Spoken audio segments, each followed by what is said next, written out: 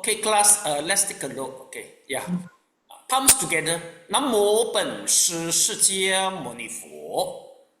南无本师释迦牟尼佛。南无本师释迦牟尼佛。南无本师释迦牟尼佛。南无本师释迦牟尼佛。南无本师释迦牟尼佛。Okay, so say hi to each other. Hello. Hello. Okay, class, take a look. Let's take a look. Where are we? Let's see. Okay, class, basically we're in the early Buddhist school and the doctrine. We are here actually. This is the early school and the doctrine. Let's see. It's in the chapter 2. Early school and the doctrine. We are in the chapter 3. Let's see. Early school and the doctrine. Chapter 4. Chapter 4. Early school and the doctrine. Yes, so in the chapter 4, early development of Buddhism. So we just finished the Abhidhamma. Now we come to the early school and the doctrine. So basically, once we talk about the early school, it will involve Stavira, then 3 systematic school of the thought. So which is the Budgalavata, Savastivada, and also the Vibhajavata. So class, remember Vibhajavata has closely related to our present Theravada in the Sri Lanka, Myanmar, and the Thailand. Savastivada closely related with us. We consider ourselves as a Chinese Buddhism. Actually, the school no more anymore. But Xuan Zhuang, during his journey to the West, so he picked up a lot of Savastivada Abhidhamma and then go back to China to the translation. Actually, our Tuesday night class is the Savastivada Abhidhamma, and the Sunday night class is Savastivada. But now it's still the Theravada now it's still the Theravada Abhidhamma, more common and popular. Okay. So now immediately we go to the last sentence from here in introduction. Okay. So let's take a look. Now in last chapter we stop here. Okay, so let's see. They say a council was held in around 100 CE under Kanishka I. So Savastivada claimed that this was to decide between the different interpretation of the Abhidhamma. Class, if you remember, mentioned to you before that, with the help of the King Kanishka, so there will be, there will be the compilation of the Vaibhasika or Vipasha. It happened in the Kashmir with the sponsorship of the King Kanishka with the help in Kashmir. They do all this type of stuff. And then let's take a look. So immediately we go to the last sentence, and there it happened that after they write down the Mahavibhasika, then the other school, especially from Siqing Pusa or Vasumitra, he doesn't disagree, so he rebut by writing Abhidhamma Kutsa. Okay, so this is happening there. So now we come to this verse. While the Savastivadin. Yes, Sally, can you please read the passage?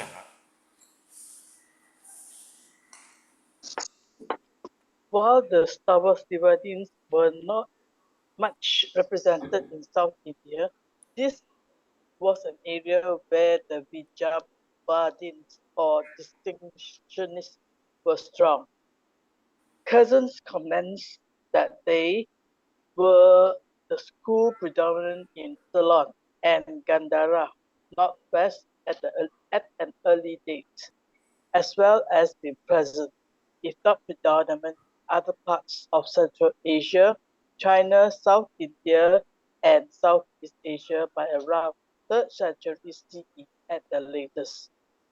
No other school had a comparable spread on this at this date, 2001 to 169. This school of thought was followed by the ancestors of four of the fraternalities active in the early centuries CE.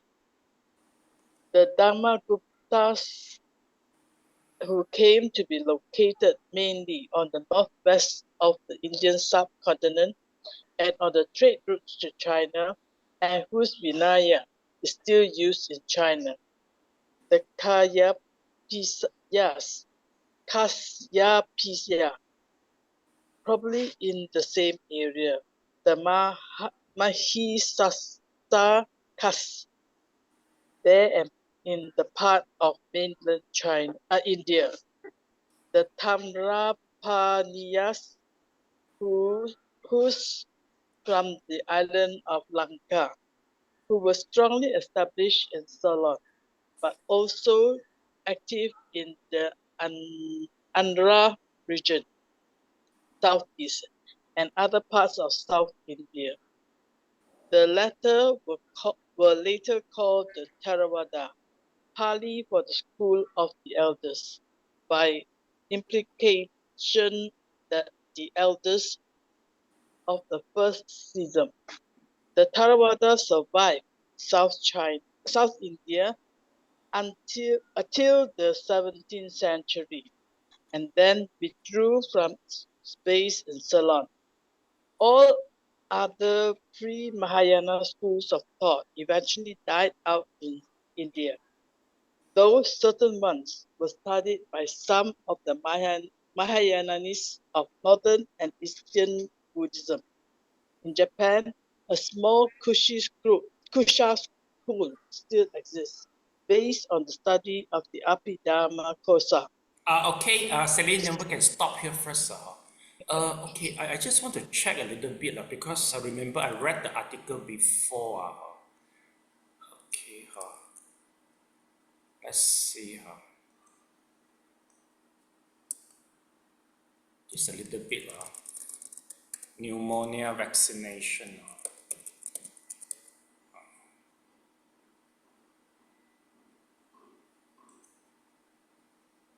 CDC recommend routine pneumonia cocker conjugate vaccine for all adults 65 and above. Elena actually got not really just go through the H1N1 something like that because I remember I gone through this before.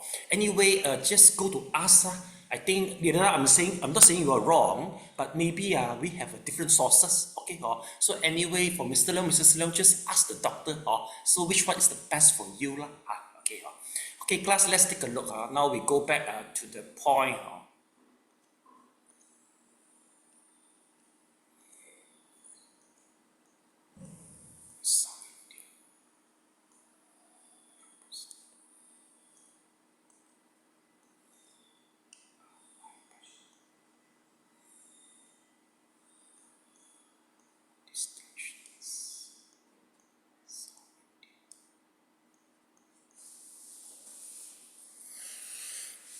Predominant in Ceylon.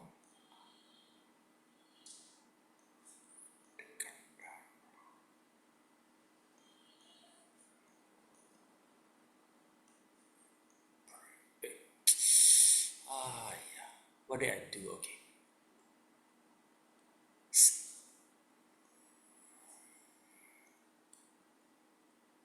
95. Sorry.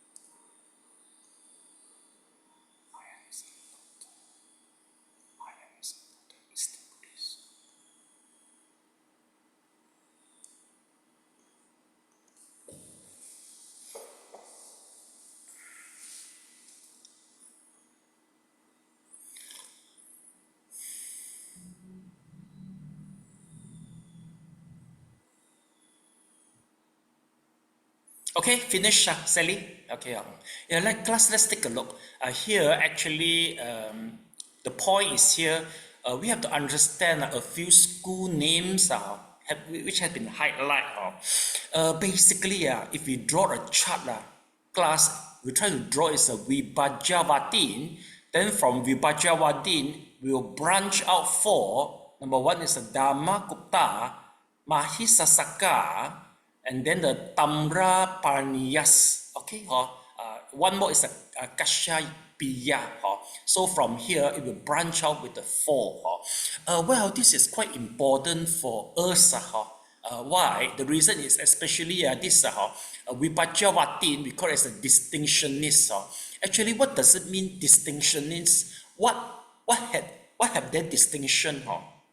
Okay, basically, for the school nowadays, future, past, and the present. Okay, past, future, and present. Basically, for this distinctionalist, they will mention that just only present is ultimate. For the past, it's already past. Okay, and the future is already haven't happened yet. So only now, present is the ultimate moment. So they call it themselves as a distinctionalist, and they are contrary, they are contrary with a different opinion with Sarvastivada, because for Sarvastivada they say future, past, present, and the future, three moments, they are ultimate. So that is why they call themselves as a distinctionist. Okay, but for this distinctionist school, they branch out for four. Number one is the Dhammakupta class. Dhammakupta is the school which is very important for me. You know why for me? Yes, Mr. Leong, why it is so important for me? Sifu, no idea, because maybe it is a true Dharma. No. You take a look. I highlight something already. You see something? I highlight here. The last sentence. Vinaya. Yes. Can you complete reading the sentence?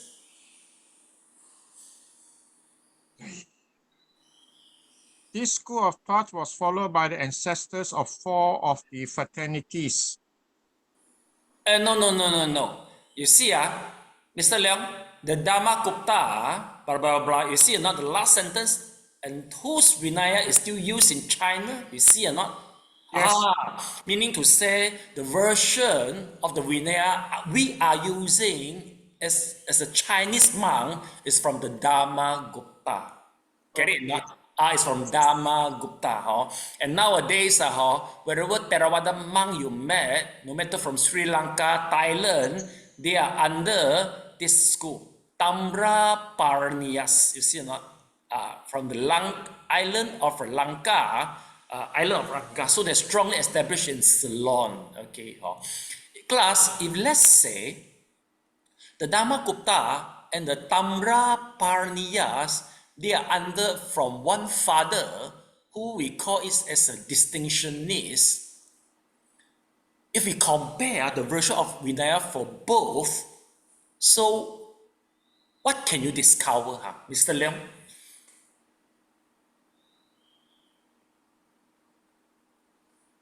Mr. Leong? Not sure. Not sure. The answer is a similarity. You can discover a lot. Actually, the similarity is up to 90%. Meaning to say, I study my version of Dhammakupta. Class, actually, it is in the classical Chinese. It is even worse than the English version, I prefer, sometimes if I don't understand, I will go to read the Theravada Vinaya. Why? Because they're from Pali, translate to English. Our version is from classical Chinese, that translate 1,000 years ago to now, from the Sanskrit to the classical Chinese. so quite hard to understand for me. So I will use that version. Why I can use that? Because both come from one father.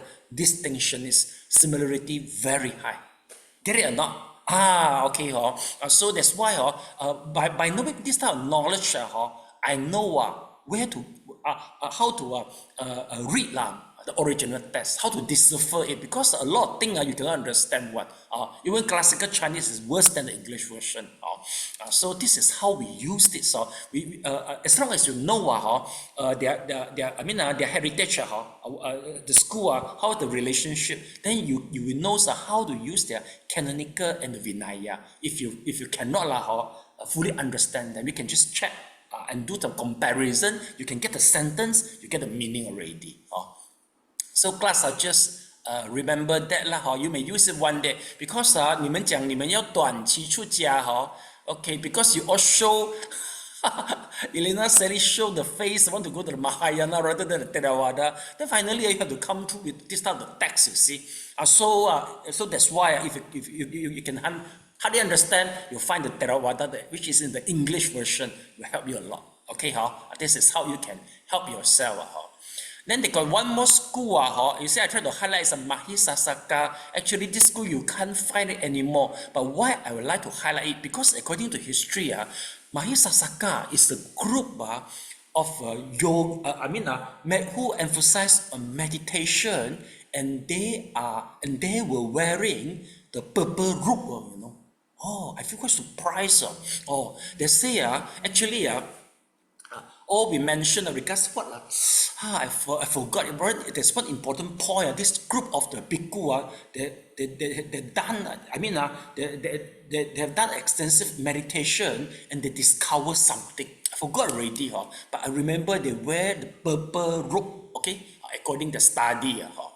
So this group bhikkhu, if let's say they have very strong vipassana experience, they will discover a lot of sutta. They will interpret in a very different way. But now we can't find it. But why do we know they exist before? Because there's a lot of sentences, a lot of things coded in our sutta, especially in Vinaya. So we know they exist before. Okay, and then once we talk about the area, let's take a look. Number one, you see, Sarvastivada were not much represented in South Indian. That is true. In South Indian, we don't see them anymore. South Indian. Okay, now here's the South Indian. We don't see them anymore. The Sarvastivada. They are more popular here. Gandhara. Gandhara meaning to say is the Afghanistan and the Pakistan. Afghanistan and Pakistan is a Gandhara. Class, once we talk about the Gandhara, you see, Gandhara. Gandhara. Gandhara, Buddha statue. Let's take a look. You see, this is a Gandhara type of the Buddha statue. Basically, the feature, this type of the sculpture and style, they're strongly influenced by Rome. Or maybe Greek. I cannot tell very much difference between the Greek and the Rome. Because during, who is the Caesar? During the empire, they conquer and do that area. Then they will influence the statue. Before their arrival, basically Buddhism, we don't use statue to commemorate Buddha. We will use the stupa and the foot of the Shakyamuni. All this type of stuff, stupa. But once the Greek come, they influence the culture. How do they know that? If let's say one day you go to the British Museum in England, they will tell you that actually this type of this type of the cloth very close attached to the body is the Rome style. It's the Rome style. If you really go through this type of exhibition, you will notice, especially the Rome, how the woman, they are this type of the cloth very close to the body one. It's exactly same this style. So from here, they deduce that this is the influence from the Rome. And then we notice that by having the statue is better than you pray on the foot, right? Or pray on the stupa. You don't see anything. What? So no matter how we prefer. So I mean, this type of culture we carry on until now. Right? We carry out until now. So we prefer statue rather than just a stupa only. So this is, we call it Gandhara. Once we talk about Gandhara, always we refer to the statue. So class, take a look. You see that Gandhara, not west. Okay. And then like I say, this type of Vipachavatin distinction is that as well as being present, you see or not? Okay, if not predominant, but you see Central Asia, China, South India, Southeast Asia around 3rd century at the latest, you see, meaning to say that no other school had a comparable spread at this stage. See or not? No other school. The other, because after Buddha Parinibbana, we got 200 school, 20 school, you know. After Buddha Parinibbana, 200 years, but all gone already. Just this distinction is they still exist, you see, meaning to say they are strong enough. Why? Maybe it's due to the Vinaya, possible, because they laid out a lot of rules. So the Sangha committee member, they will abide by the rule, so that's why they still can present. Whereas the rest, don't know, somehow they all disappeared already. Especially the Mahayanists, you see. Class, you see the last sentence, see or not? Pre-Mahayana, all the pre-Mahayana school of the thought eventually die out in India, see or not? Mr. Leong, do you want to play some music for that? The sad music for that. Die out already. It happened.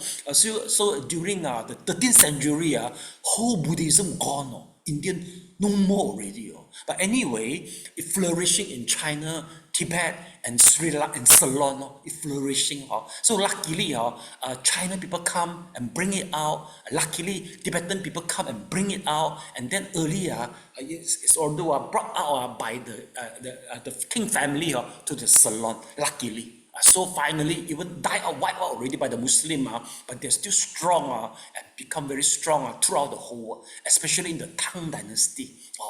The emperor push up, so you can see temple everywhere in China until today. Last, let's take a look because some more point here. You see, this type of Dhammakutta, how do they come to the China? You see, on the trade route to the China. Let's see, northwest of the Indian subcontinent. Dhammakutta is a northwest. Let me check the northwest. Northwest is Xi-Beiying. This is the area. Northwest, see it right? Dhammakutta. So through the trade route, meaning to say it's a Silk Road. So from here, they are crossing here, the Xinjiang, the Tibetan, and then they come to the Xinjiang and come to here, the Xi'an. Xi'an is somewhere here. Actually, this is not a very good Google map because all in Chinese. All in Chinese. I should look for a Google map. Let's see. Look for a Google map in English for you. Let's see.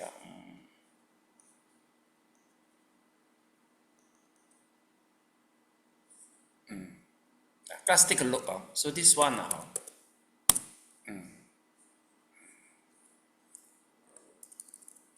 Okay, so through the trade route, see class, this is the Northwest Indian. The Dhammakutta school start to spreading from here, finally come to the Xi'an. Xi'an is the most important capital for the China. Xi'an, Xi'an for about 1,000 years as a capital in China. Class, now here is a Xi'an. Here's a Xi'an. Okay, but Buddhism spread is through this route to come here. So if now you join the Silk Road trip, they will still bring you along the way and see and witness the development, not the development, the underdevelopment of the Buddhism throughout the journey. Okay, next let's see some more. Okay, the Kashyapiyas, we don't know not much information regarding that. Mahisasaka, I told you already, is in part of the mainland India. You see, not very obvious because we don't get much information regards that. But the Tamra Parniyasa Those from the island of the Lanka, you see. Okay. So this is strongly established in Ceylon. So from Ceylon, they're spreading to other Myanmar, Thailand. And then, but also active in the Andhra region. Andhra region is the southeast part. Class, this is the Andhra region. Andhra region. Andhra region, India. Andhra region. Andhra, yeah. Now this is the Andhra. Andhra. Now class, here's the Andhra region. Andhra region. Andhra region, why we have to emphasize, because Mahayana, the so-called Mahayana might be originated also from Andhra. They can get some, maybe for archaeologically proof, they can archaeologically prove that Mahayanis actually they are active in Andhra before. Then later on from Andhra, they also spread to the Northwest Indian, and from Northwest Indian through the Silk Road, they go into the China. And then even though minor school, especially in the Madhyamika, Yogacara, they are very strong at that time, but when they reach to the Chinese people, they don't like it. So they end up just prefer Nianfo and also Zen only. Then some more, let's take a look, you see. Now, the later call themselves as a Theravada, or Theravada. So meaning to say, this school, Tamra Parnisyasa, they call themselves as the school of the elderly, Zhang Lao Bu.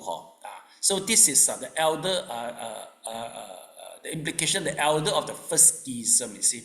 This Theravada survived in South Indian till to the 7th century.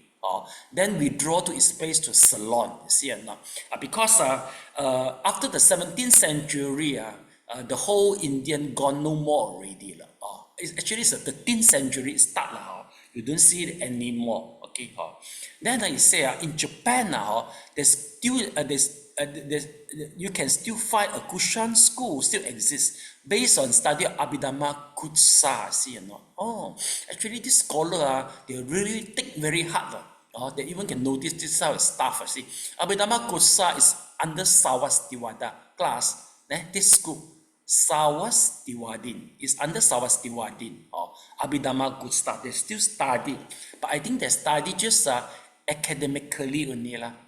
Because after World War II, Japanese already they withdraw from the war, and they promised that no more involvement in the war. So the money, which is the allocation of money to buy all this type of a weapon, they channel to the other cultural development. That's why Buddhism are flourishing in Japan, but academically only.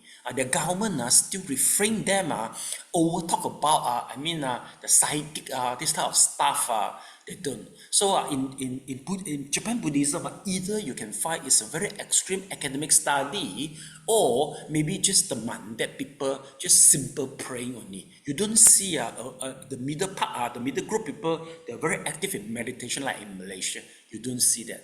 Or it's due to the government policy. And one thing, because during, I think, the Meiji moment, the era, Buddhism very strong. In order to ban them, to control them, they forced the monk to marry and also eat the meat. So they want to, degrade the monk so that they will not be strong. So this type of a culture until now, so most of the Japanese monk, they will marry and eat the meat. It's all due to the king. They want to so they force the monk, they degrade them. See, very bad Okay, and last, next, the Theravada tradition. Mr. Leong, could you please read it out, Mr. Leong?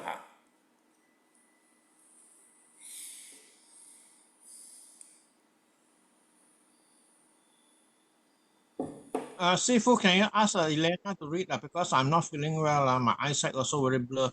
Okay, no problem. Yeah, Elena, please. Okay. The Theravada tradition holds that during the reign of the Emperor Asoka, the council was held at Pataliputta in around 250 BCE. at the end of which Tisa Mogaliputta composed the Kathavatu, a book of discourses, arguing against the views of other schools. This work, the fifth book of the Vibhayavada, Theravada Abhidhamma, was probably added to in the subsequent 2 centuries. The Vibhayavadins distinguished between the real existence of present dhammas and non-existence of past or future ones, and largely resisted the tendency to reify dhammas, retaining the older, more experiential understanding of their nature. They insisted on the uniqueness of nirvana as the sole unconditioned dhamma. The Sarasvativadin also included space in this category and somewhat devalue nirvana by making it simply one among many timeless metaphysical realities. The Vibhayavadin view is that as the unconditioned is beyond space and time, it cannot have any division within it. Yeah, please continue. Another of their characteristic doctrines is that at stream entry, insight into the 4 true realities for the spiritually ennobled does not come gradually in a series of separate thoughts moments, as the Sarasvativadins held, but simultaneously in one thought moment, as the first reality is dukkha, and the third is the stopping of dukkha or nirvana. This view might be seen to imply that the conditioned world of dukkha is not ultimately different from unconditioned nirvana. As unconditioned nirvana can have no spatial or temporal relationship to anything, even by negation. No place or time can be nearer to or further from it. It is not separate from the conditioned world, but is, as it were, always available to be experienced, as it is also the stopping of conditioned dhammas. This seems to imply that ultimately these are not fundamentally real. This connects with some of the things said of the signless concentration. Okay, thank you so much. Okay, let me check out. I remember I got one diagram show the schism. Let me verify that I will send it to you all. Okay, let's take a look. Is this the diagram? Okay, let's see. Yeah, Vibhajavatin, Mahesasaka Tamakutta, Kashyapya, yes, Tamra Satya, yes, this is the one. I will send you, see or not? Vibhajavatin, see? Tamakutta, see or not? Okay, just ignore the Mandarin. So this is the one. I will send you later on.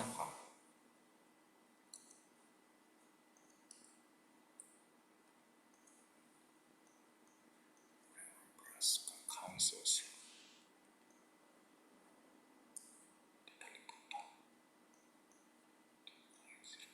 Before Christ. This Mangalan. This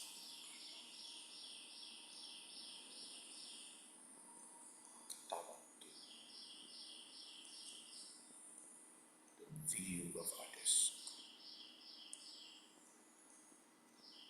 The fifth book.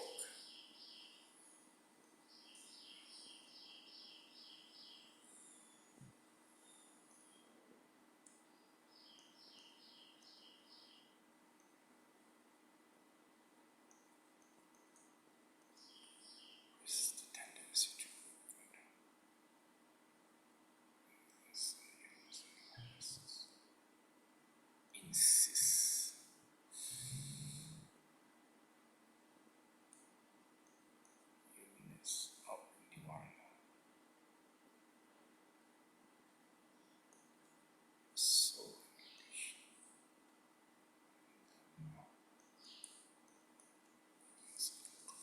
space in this category and something value.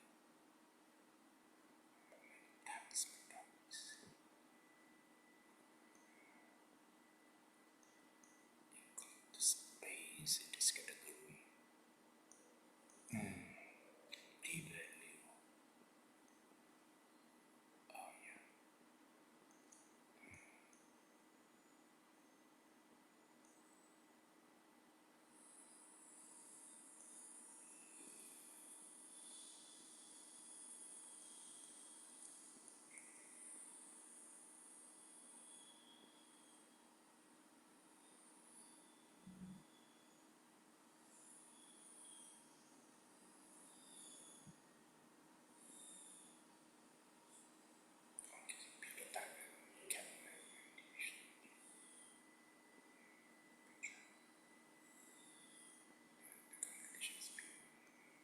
Space and time.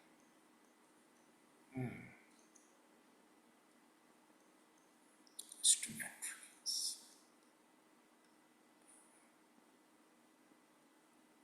String. Inside. Doesn't come gradually.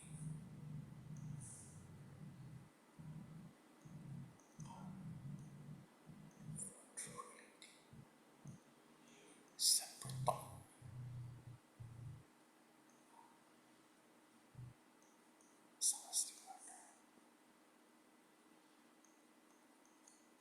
But simultaneously out.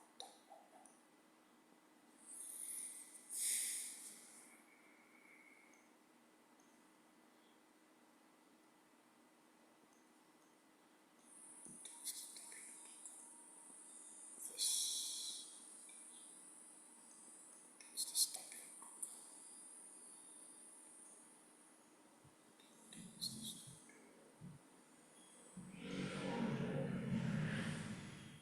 It's alternative for unconditional. Special.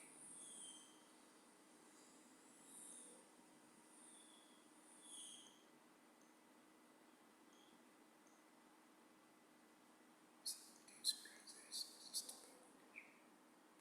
It is all about it.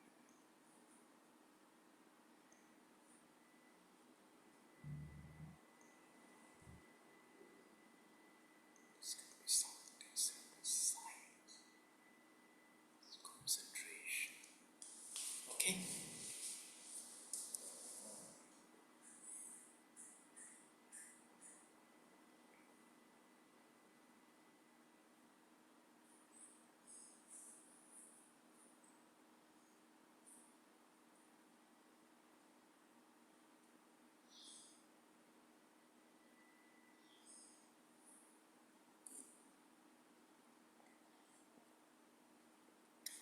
Mr. Leong, this type of schism, different school of thought, the Theravada friend you know, how many percentage they will go through all this type of stuff, Mr. Leong? Sifu, not sure lah. Not sure. Oh.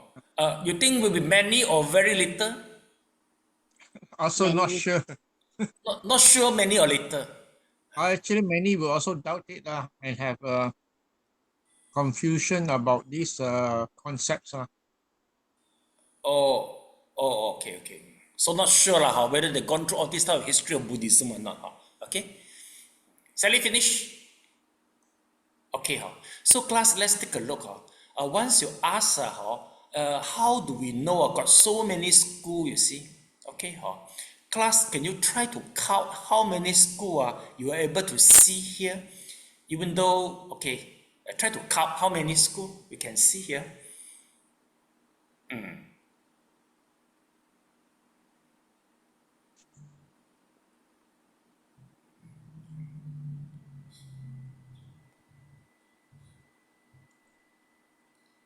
How many, Sally? From the English 6, at least. English 6, if we include the Chinese again.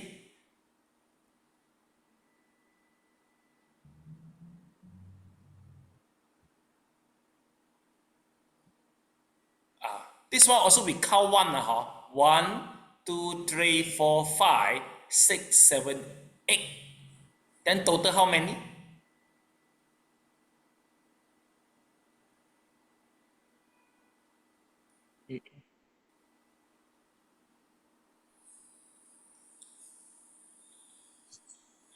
Yeah, how many, Sally?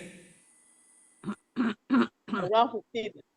Around 15. See, 1, 2, 3, 4, 5, 6, 7, 8, 9, 10, 11, 12, 13, 14, 15, 16, 17, 18, 19, 20. Actually, total 20. about 20. Never mind. Okay, why got so many? Class, the reason is because of this. Disa Monggala Putta composed the Katavatu, arguing against the view of other school. This is why we all know regards this. See now. So this this book of the discourses is written, you see, around 250 before Christ's era, BCE, you see, and the destination is in Pataliputta. Let's take a look. Where is the Pataliputta? Here is the Pataliputta. Let me show you first. Pataliputta. Here is this, Bihar. Now, class is having conducted here, see? Pataliputta here. Patna is Patna here lah. Pataliputta, I think. Bihar. This is where they conduct. For the council here, do the compiling.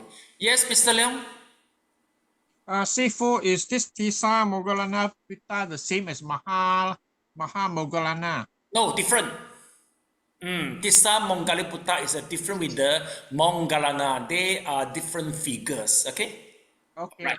Okay. Then let's take a look. You see, they say okay, now again is the argument regarding the Vipacchawadin and also the Sarvastivada. Okay, class. I just not mentioned already. Vipacchawadin mentioned that present is ultimate, past and the future not ultimate. Okay, we just roughly we know like this. And then second, Sarvastivada, they include the space as one of the element of the Nibbana. Okay, but for Vipacchawadin, they say they exclude the time and the space. They say Nibbana, just only Nibbana only. You shouldn't include the space inside here. But for this school, the Sarvastivada, they include it. Okay, then again, there's one more different. The split of the opinion regards the moment of enlightenment. Okay, for this Sarvastivadin, what they believe is in this way. They say, the four true reality doesn't come gradually; it come one by one. Sarvastivadin, meaning to say, once you got the enlightenment, you see, 我们讲苦集灭道 they will enlighten one by one. Whereas for this for the Vipacchawadin is one thought including all Four Noble Truths. So that is the different thing. Class, this is the most I can explain. Further I can't go already because even though I learned the Mandarin also in this way, same or in Mandarin, but you cannot go further anymore. This is to tell you why this school they are different. Basically, no conclusion. Because Shakyamuni, once any issue he didn't conclude, that will be the controversy point for the Buddha disciple. You get it or not? So you just think about that, and then maybe you just make your own choice. Okay. But maybe Sally, just understand it also. It's hard enough already to know how to make a choice, right? So this thing are still happening. We hand to the academician, let them to scratch it about that lah. Yeah, Mr. Leong, any question? Yes, Sifu, regarding this, these two controversies, Yes. according to us, these lay people, how do we know which one to believe? Okay. Yes, you just pop pui lah. Ding ding ding ding ding. Just pop pui lah. Okay. Actually, this type of thing really we just let the academician let them to scratch their head will be enough already. But now, Mr. Leong, whatever meditation school you follow, you just follow. They will be fine already. Okay. But if there's so people can say that we are following blindly. Not really blindly, because now even though you try to understand, but you still cannot understand. Even though I try to teach you, I also don't. I also, this is the most I can teach you only, Mr. Leong. So you are not blind. Yeah, because I think they are also scholar monks. If they have controversies and dispute about this, we lay people lagi teruk lah. No, no problem, Mr. Leong. I think even the academic monk, they themselves also confused. Never mind. So just let the confused remain as confused. Yeah, I think so. Okay, thank you. Okay, got it. That's why this type of stuff, usually in Japanese scholar monk, they prefer to do all this type of stuff. For us, until now, I think it's good enough already, Mr. Leong. No need to go further. Please forget about it after the learning. Actually, in fact, like this, the dispute between Nibbana and the conditions also, I'm also now very skeptical whether there's Nibbana or not.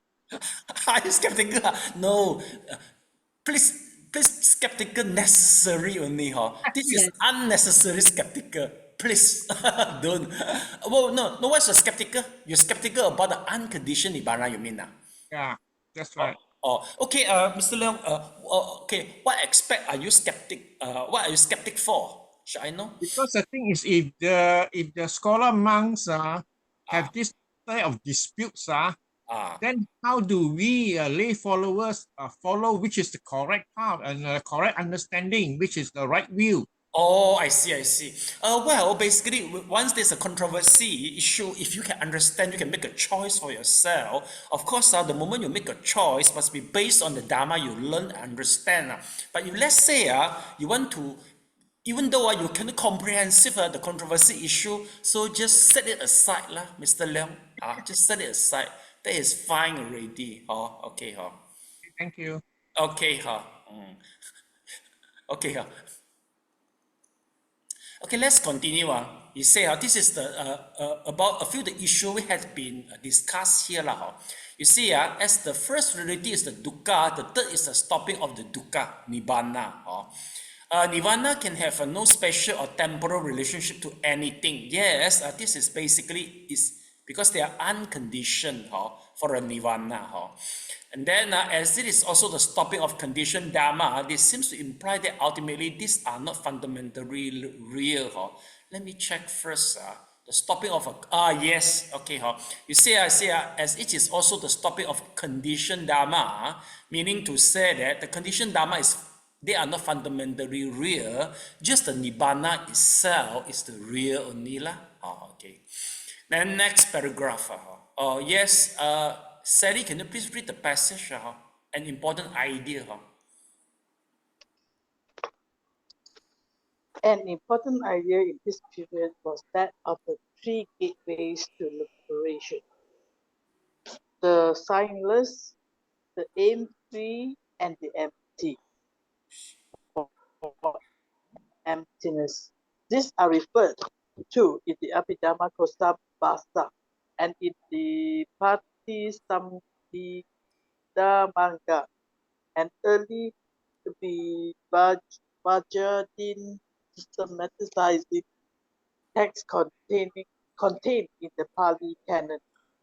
The latter explains that insight into the phenomena as impermanent leads to the first gateway. Insight into the phenomena as dukkha leads to the second, and insight into the phenomena as non-self or empty of self, or what pertains to self, leads to the third.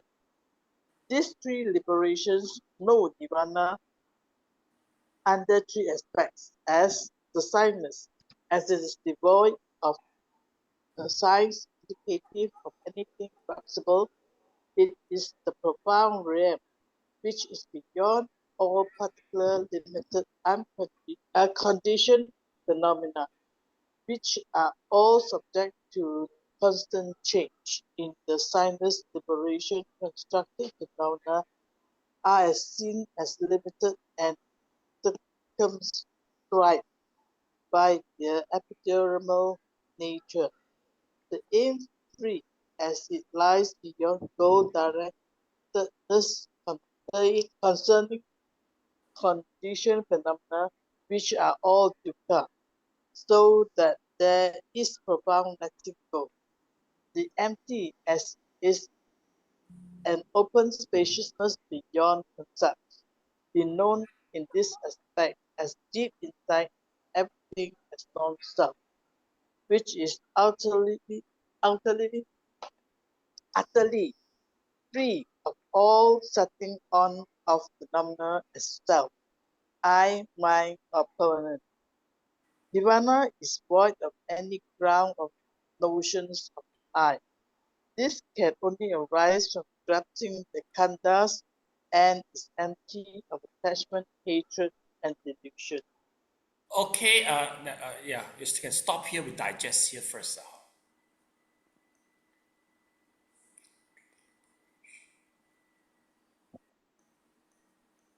Moksha, mokkha, silence, animitta, free, apanita, sutta,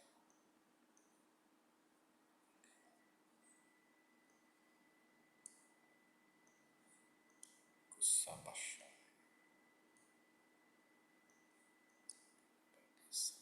buddhism-early, systematizing things counting body canon,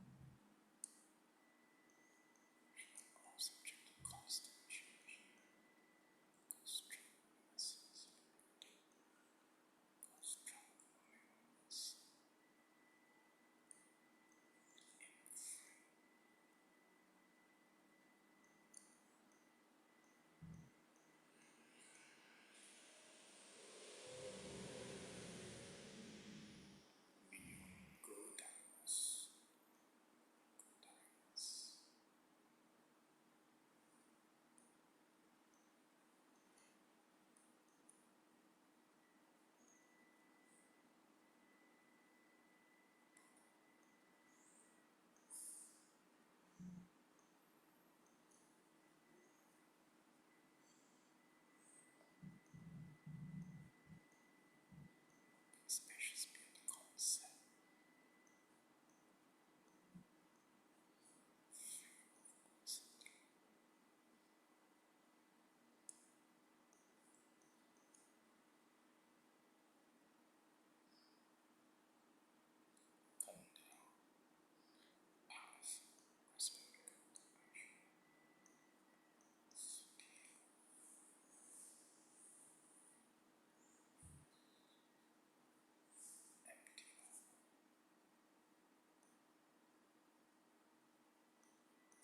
Okay.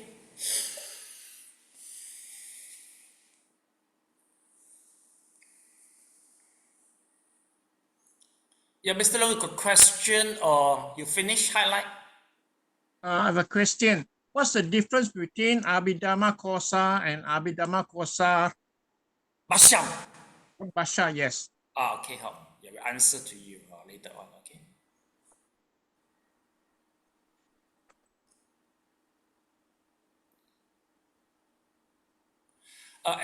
Okay, let's see. Class, let me try to finish this before answer Mr. Leong's questions.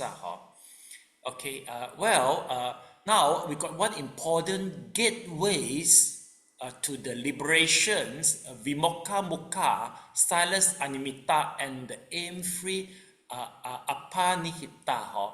Okay, remember this gateway is so important, but don't confuse with the payment gateway. Sally, you know what is the payment gateway nowadays? The most popular payment gateway. Sally, do you know that now? What is the most popular payment gateway? Hey, you never try pay through Maybank, public bank, that they call it as a payment gateway lah. Or you key in all the number, then you can go in and do the payment. Okay, here actually the concept quite same. Class, take a look. This time, where is the payment gateway as we mentioned just now for the Buddhism? This is here. Sankara Upeka Jnana number 11. Class, let's take a look. This is the pagoda, for example. Okay. Then this is the Nibbana. And the bottom is the Sila Visuddhi, purification of the virtue. And from the virtue, second will be this, Chitta Visuddhi, purification of the mind. Then we go number 3 is the purification of view. Number 4, purification of overcoming doubt. Number 5 is the purification by the knowledge and the vision of path and not path. And the number 6 is the purification, knowledge and the vision of the way, you see. Then here, the number 11, we call it the knowledge of the equanimity towards formation. This is the payment gateway we are mentioning here. Please write it down. Because here, they just say the gateway, you don't know where is it, you see. Actually, it's quite close to Nibbana, you see. Very close, okay? Can you count for me how many moments in order to reach to the Magga and the Phala? Can you count for me? From this gateway, payment gateway, to the Magga and Phala? Elena, how many moments?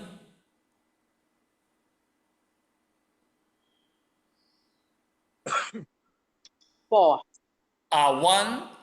Okay, maybe we count here like this: 1, 2, 3. 3 moments only. 3 moments, meaning to say that whatever we are learning from here, very close to the Nibbana. So that's why they got 3 ways to go in. Number 1, through the liberation. Why through the liberation? Class, if let's say this moment, you contemplate your nama rupa through the dukkha, then you will go through the impermanence gateway. Okay, if you go through the second gateway, let's see here is a silence animita, then you will from the non-self gateway. You see, from the non-self, and the last one is the M, and last one is the M3. Then the last one, which is if impermanent leading to the first gateway. First is the liberation, and then the second is the dukkha. Then will lead you to the signless gateway, and the non-self will lead you to the M3 gateway. So you see or not, you can compare here. Why? Because class, during you do the vipassana, you got 3 ways to contemplate.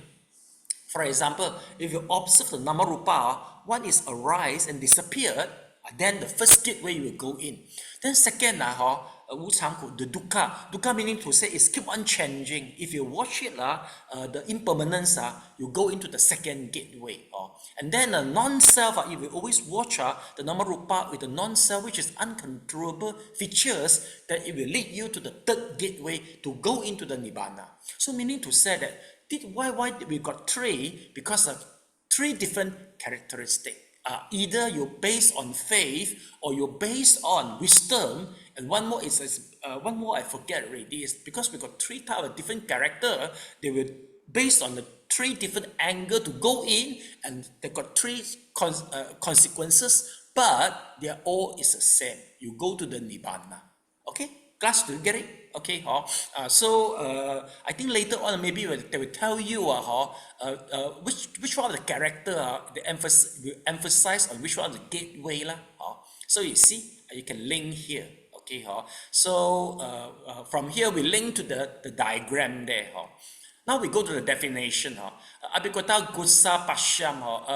Mr. Leong, I think this Gutsa Pashyam and the Abhidhamma Gutsa supposed to be the same because this is the abbreviation, I think. Let me confirm for you. Abhidhamma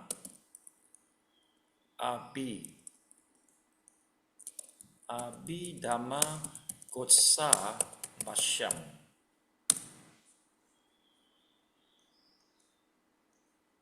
Okay, Abhidhamma Gussa Bashyam. Yeah, let's see first. Sanskrit written. Let's see. The Gussa summarized the Savastivada. I think same. Mr. Leong, see or not? Abhidhamma written in Sanskrit by the Indian Buddha scholar Vasupandu. Vasupandu is Wu Zhuo Pusa. Yes. The Gussa summarized the Savastivada Abhidhamma.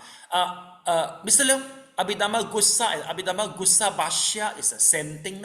Okay? Okay, thank you, Sifu. Welcome. Okay. Then let's take a look.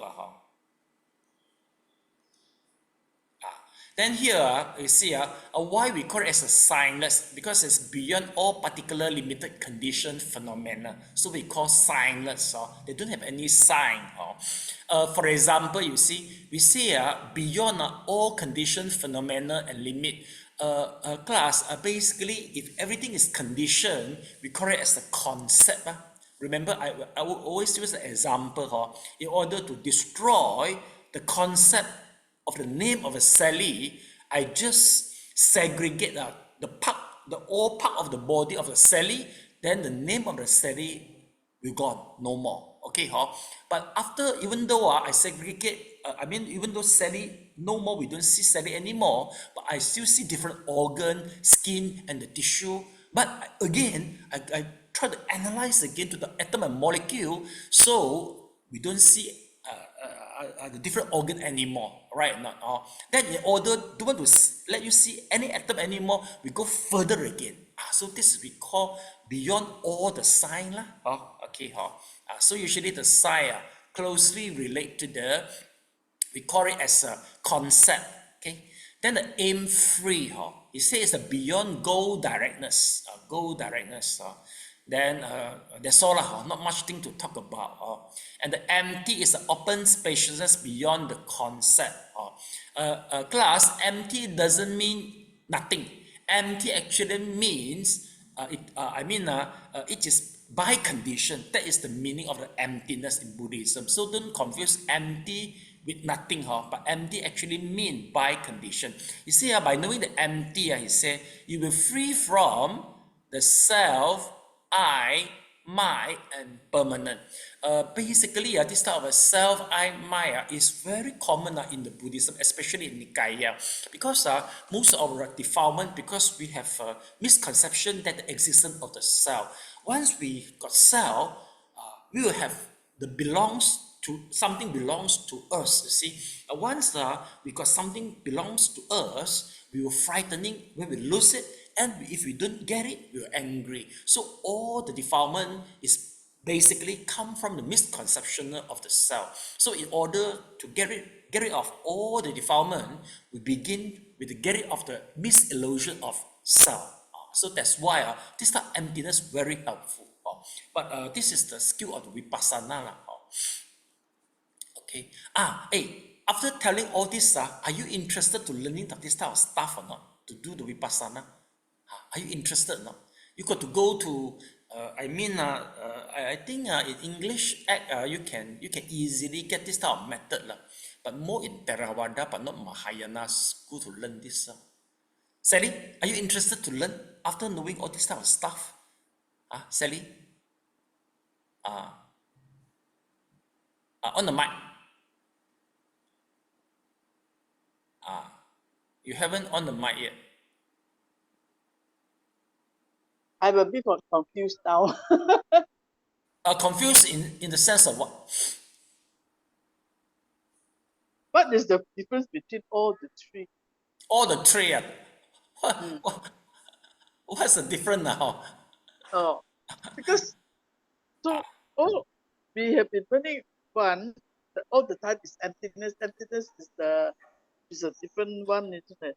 It looks quite close, right, Sally? Right? It looks like close, but then also it's a bit different. Yeah. Since you're able to see it a little bit different, so that a little bit difference is the difference for three of them. Am I right? You already told me, but they got a little bit difference. So this is the difference which caused them the difference. So what confused you? But they're very close, it's true lah. Anicca, dukkha, anatta, usually very close. Okay, remember the keywords. Anicca meaning to say is keep on changing. Okay, wu chang ku. Dukkha means the change make you feel is how should I make you feel the urge let you feel the urge. The third one is non-self is the keyword is uncontrollable. So you just remember the keyword, they will be fine already. Okay, so let's see. Please highlight the keyword here, Sally. Okay, signless. Basically, signless meaning to say that it's a beyond condition. Very simple. Then aim free. Beyond the goal. See, it's the same. Aim is a goal. Then empty. Empty meaning to say free of a cell. So this is the similarity. This is the difference. You see, nirvana is a void of any ground of notion of I. Once we attain to nirvana, so we don't have any notion of I. And then arise from grasping at the khanda. So we don't have any perception. We don't think the khanda is a self anymore. Then at that moment, we are empty of attachment, hatred, and the delusion. Okay? So Sally, are you still confused by the difference? I need to study a bit more. You better study by yourself because you ask the question, then you answer yourself again.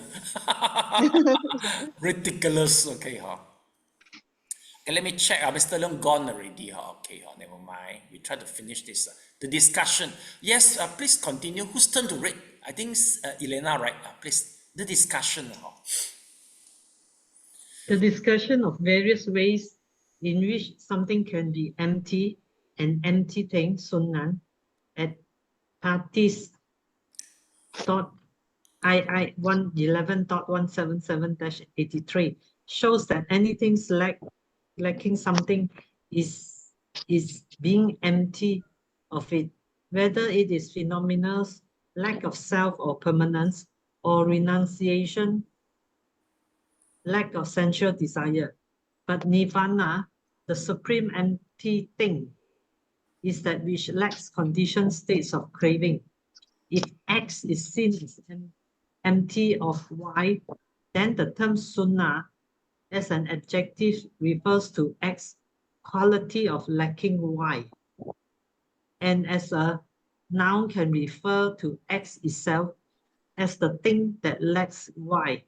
This distinction is relevant to some of the later Mahayana uses of the term emptiness, sunyata. The notion of swabhava, sabhava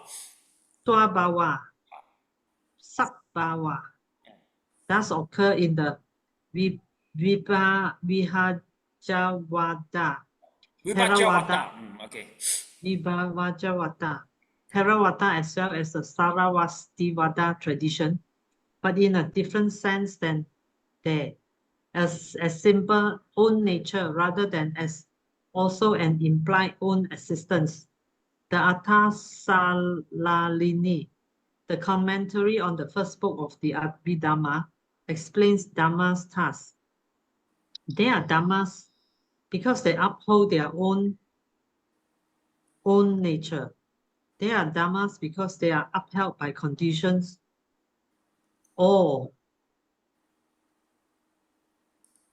by conditions, or they are upheld according to their own nature. Here, own nature would appear to mean a characteristic nature, which is not something inherent in a Dhamma as a separate ultimate reality, but arises due to the supporting conditions of both other Dhammas and previous occurrences of that Dhamma. This is of significance as it makes the Mahayana critique of the Sarasvativadins' notion of swabhava largely irrelevant to the Theravada. Okay, thank you so much. Okay. Thank you.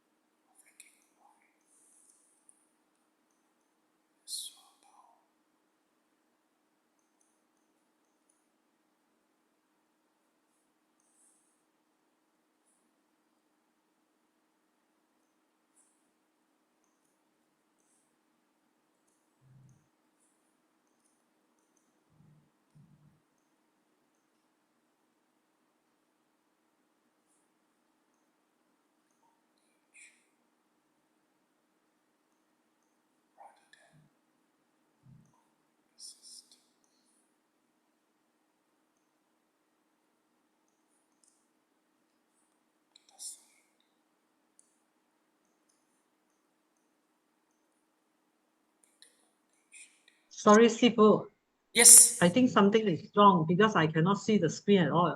Even your side is all black. Well, I think I log out and log in again.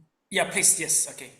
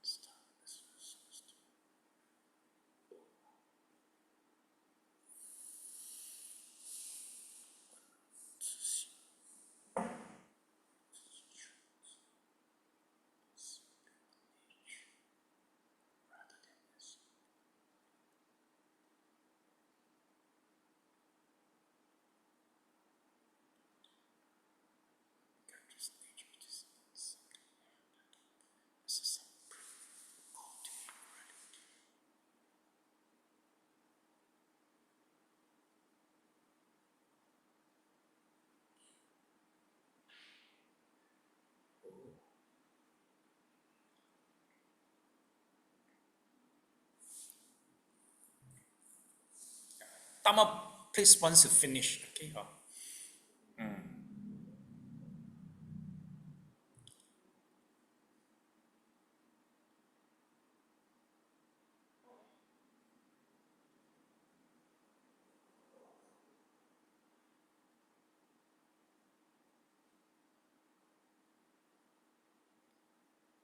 Sifu, can you move the screen to the because I missed out the notion part. Yes, thank you. Oh. Oh.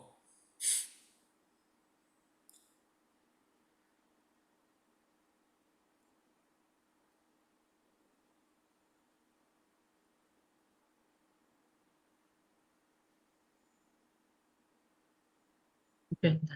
Okay, so class, let's try to go through the Sabawa. Class, if you remember, once we talk about Sabawa, actually this word appears in Abhidhamma chapter 1 and chapter 2. Remember, especially chapter 2, we mentioned that all the Dhamma has its own Sabawa. For example, compassionate, they got their own characteristic, proximate cause, okay, and the recurring phenomena, all this type of stuff. So meaning to 相位现起 proximate cause 主处 so meaning to say that, for example, once you feel compassionate, okay, the characteristic of the compassionate is you feel very sad once you see people mishap, okay, and what's the jealousy? The jealousy meaning to say that you feel not happy once you see people's success. Meaning to say, both of them are different because they carry their own nature. So they say this is the sabawa. That's why you can differentiate between the compassionate and the jealousy. Both you won't confuse, even though they are anicca, dukkha, anatta, but they have their own nature. But the own nature doesn't mean unexistent. Why? Unexistent is very wrong in terms of the Buddhism. Why? Because no such thing they can unexist. In Dharma, no matter how, everything must be subject to the condition. So you remember, during Abhidhamma, we mentioned that one citta, then a lot of cittasika will attach to it, remember? One citta, a lot of cittasika. And also in the so meaning to say that everything is by the condition. So here, the whole text, it mentioned that basically it talk about they got their own nature, but it doesn't mean own existence. But Mahayana always critique them. They say, how come you say they got their own nature? Because they think they got their own existence. So you get it, class? So this is how always Mahayana, you see, Mahayana critique of the Sarvastivada notion of Sabhava largely irrelevant to the Theravada. Actually, is quite irrelevant. They are critic to the Sarvastivadin, because for the Sarvastivadin, they mention that the own nature, they define the own nature, make it like the own existence, you see. Whereas for the Theravada, basically what they believe the own nature, even though they got the own nature, but the Dharma still depends on the condition. See or not? Okay, so this is a Sabhava here. They keep on mentioning lah. Okay, this paragraph, can you please go through? I want to make sure that my English is correct. Why? Because this is a very important issue once we teach the Abhidhamma. Because in Abhidhamma, usually they give us a perception that when you analyze certain thing, go to the finest part, that we call it as the ultimate truth. And this ultimate truth, that exists by itself, as we know from Abhidhamma. This is how we learn from Abhidhamma Sangha. They bring us the notion is in this way. But here, he clarified that no, actually, own nature doesn't mean own exists.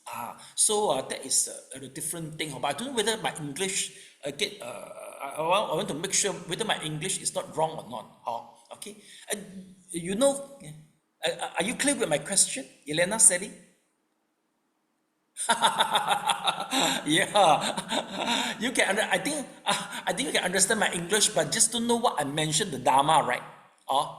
The Dharma. Okay. Now, you please go through this. Then I will try to let you check the Abhidhamma, the section. I will quote for you. You just compare. Let me know. Whether whether my understanding in English is correct or not. Okay. So this is the part please highlight. Okay. I will send you later on the homework. Please verify for me. Okay. And then this part is say about the sunyata. What does it mean? It say lack a conditioned state of the craving. Always they say why sunya? Because lacking something. Like X quality of lacking of Y. So we say that is a sunya. You see, he say as the nouns can refer to X itself, as the thing can lack of Y. X itself, it doesn't have Y. So we said this is a sunya. In Mahayana, later we use the term of the emptiness because the lack of something. Meaning to say that is, how should I put it? This concept actually is not very common in Mandarin text. This concept is not very common. Okay, but once we talk about the sunya, is a nirvana, a supreme emptiness, lack conditioned state of a craving. That is this is true this is always keep on mentioned in the Chinese text. Okay, so we stop here. So let's transfer the merit